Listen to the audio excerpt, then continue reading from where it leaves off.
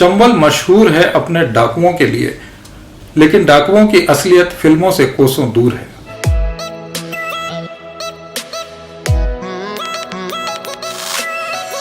रात का सन्नाटा। बीहड़ में एक गांव को पुलिस ने चारों तरफ से घेरा।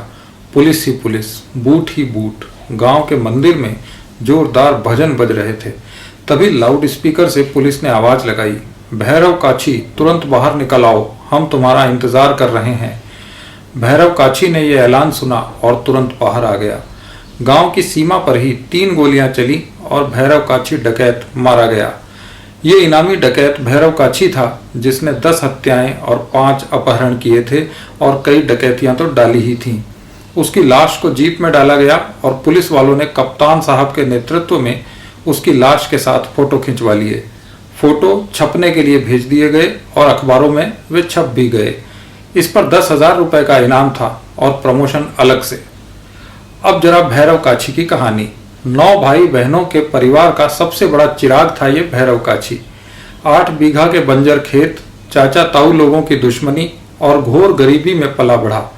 स्कूल 8 किलोमीटर दूर था और उससे भी दूर थी भैरव काछी के घर वालों की उसे साक्षर करने की तमन्ना।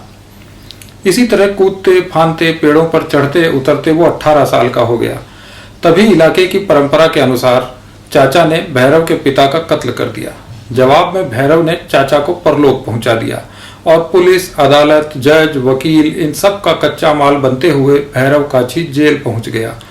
जेल से छूटते ही उसने 3 कत्ल किए, 2 का अपहरण किया और 3 डकैतियां डाली।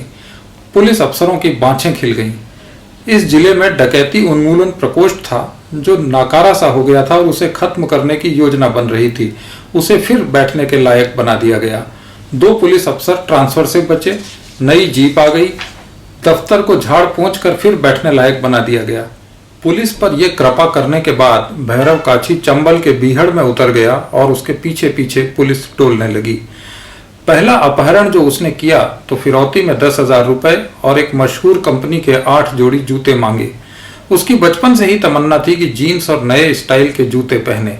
इस देश में सुविधाएं डकैती से ही जुटाई जा सकती हैं, तो भैरव को जूते भी मिल गए, पैसे भी और शोहरत भी।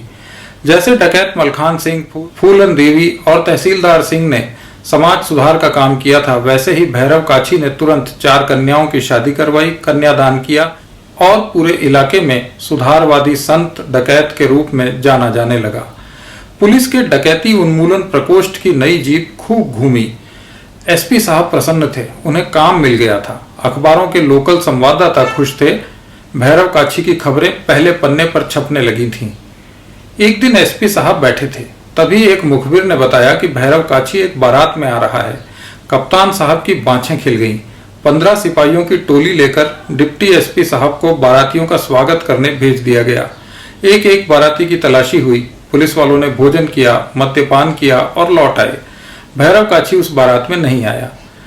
बीहड़ का यह इलाका बड़ा ही मनोरम था।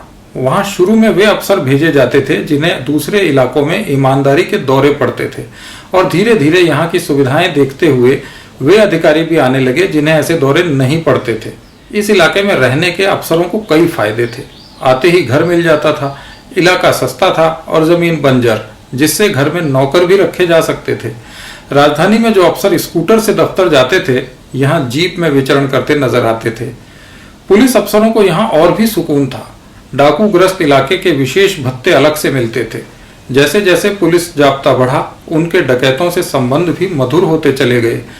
वे कई डकैतों को तो पहचानने भी लगे। साल में एक आध बार वे उन्हीं में से किसी एक का शिकार कर लेते और प्रमोशन पा जाते। मुखबिरों का अच्छा खासा तंत्र स्थापित था और कई बार बेरोजगारी के दौर में खुद डकैत ही मुखबिर का काम करते थे। कुल मिलाकर पुलिस की नौकरी के हिसाब से यह इलाका बुरा नहीं था। अब तक एक ही पुलिस अधिकारी यहाँ मारा गया था। हुआ यह था कि वो अपनी जीप से पड़ोस के एक जिले में जा रहा था। बीहड़ के रास्ते में डकैतों ने उसे दूसरे गिरोह का समझकर घेर लिया और वो मारा गया। डकैतों को अपनी गलती का एहसास हुआ। उन्होंने दूसरे अफसरों का यथा योग्य सम्मान किया और एक दूसरे गिरोह के छोटे मोटे डाकू को मार डाला और पुलिस के नाम अर्पित कर दिया। सबकी ड्यूटी पूरी हो गई। वैसे चंबल के इस इलाके के डकैत बहुत पिछड़ी किस्म के थे। डकैतों पर बनने वाली फिल्मों की शूटिंग यहीं होती थी। पर वास्तविक डाकू इन तमाम सुविधाओं से अभी कोसों दूर थे। बंदूकों के नाम पर दुनाली थी, न घोड़े थे न जीपें। डकैतों को पैदल ही सारे बीहड़ नापने होते थे। यहाँ डकैतों का संगठन ऐसा था कि एक डकैत होता था और उसके गिरोह में दैनिक वेतन या भाड़े पर काम करने वाले दूसरे डाकू काम करते थे। इन्हें सिर्फ काम के वक्त पर बुलाया जाता था, कॉन्ट्रैक्ट के हिसाब से। एक बार कलेक्टर साहब का खानसामा भी डकैती करता पकड़ा गया था, जिसे गांव वालों ने बांध लिया था। इस इलाके में छीना झपटी को भी डकैती ही कहा जाता है। एक बार तहसीलदार साहब ने नई मोटरसाइकिल खरीदी और घूमने जा रहे थे, तभी दो नामालूम से डकैतों ने उनकी सवारी छीन ली। तहसीलदार साहब युवा थे, जोश से भरे थे, नई नौकरी थी, पहली मोटरसाइकिल थी। उन्होंने वापस पैदल लौटकर एफआईआर दर्ज करवा दी। ये पूरे प्रशासन के लिए डूब मरने वाली बात थी। जीपें दौड़ने लगी, पुलिस चौकसी बढ़ गई। 15 दिन तक यही सब चलता रहा। 16वें दिन डकैती उन्मूलन वाले एसपी साहब ने तहसीलदार को बुलाया और पूछा, आपको क्या चाहिए तहसीलदार साहब? एफआईआर वापस क्यों नहीं ले लेते? तहसीलदार साहब अवाक हो गए। बोले, सर मेरी मोटरसाइकिल चली गई, पुलिस बरामद तक नहीं कर पाई। एसपी साहब ने कहा, वो तो मिल जाएगी। और वास्तव में 2 दिन बाद उनकी मोटरसाइकिल वहीं मिल गई जहां छीनी गई थी। इस डकैत पुलिस भाई भाई की भावना से सबका भला हो रहा था। भैरव काछी और सब मामलों में तो ठीक था, पर 1-2 बार बड़े पुलिस अफसरों से वो बदतमीजी कर चुका था। एक कांस्टेबल की राइफल उसने 3 दिन के लिए उधार ली थी और 15 दिन तक नहीं लौटाई, जिससे कप्तान साहब को उस सिपाही को सस्पेंड करना पड़ा। 1-2 बार उसने दूसरे गिरोह के बारे में मजाक मजाक में पुलिस को गलत खबर दे दी और पुलिस को वास्तव में ही डकैतों से मुठभेड़ करनी पड़ी। कई बार उन्हें कई किलोमीटर भागकर जान बचानी पड़ी। इन सब कारणों से भैरव काछी अब खतरनाक की बजाय दुर्दांत घोषित कर दिया गया था और उस पर इनाम भी 2000 से बढ़ाकर 10,000 रुपए कर दिया गया था। जिस दिन मुठभेड़ हुई उसके हफ्ते भर पहले ही योजना बन गई थी। भैरव काछी के मरने की खबर आते ही पुलिस में दावत हुई, प्रशंसाओं के ढेर लग गए। बड़े अफसर प्रशस्ति पत्र लेने राजधानी चले गए और छोटे कर्मचारियों को उनके जिले में ही पीठ थपथपा दी गई। 3 दिन बाद जिला मुख्यालय के पास के गांव में एक और डकैती पड़ी और लुटने वालों ने पुलिस को बताया कि भैरव काछी खुद मौजूद था। पुलिस कैसे मान लेती? उसने गांव वालों से कहा, तुम्हें भ्रम हो गया है। पर अगले ही दिन दूर के गांव से एक और खबर आई। एक लड़का लापता है जिसकी शक्ल भैरव काछी से मिलती जुलती थी।